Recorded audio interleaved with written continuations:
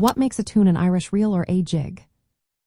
Imagine yourself in a lively Irish pub, the air filled with music and laughter. You hear a tune that makes your feet want to tap and your body want to dance. But what makes that tune an Irish reel or a jig? Let's find out.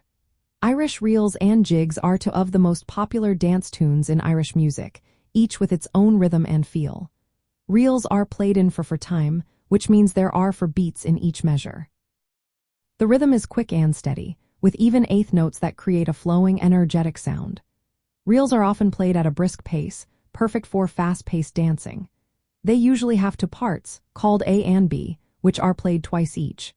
This structure keeps the music lively and easy to follow.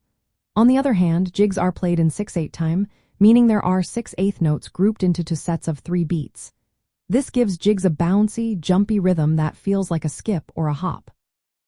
The characteristic pattern of a jig is often described as jiggity jig, with a quick triplet feel that makes you want to dance with a lively bounce.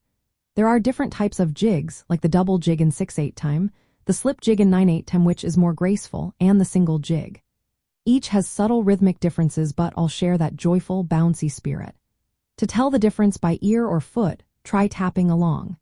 If you count 3 quick notes between each tap, it's a jig. If you count 4, it's a reel.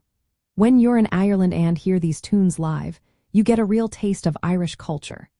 Reels often get people moving with their driving beat, while jigs invite everyone to bounce along and join in the fun.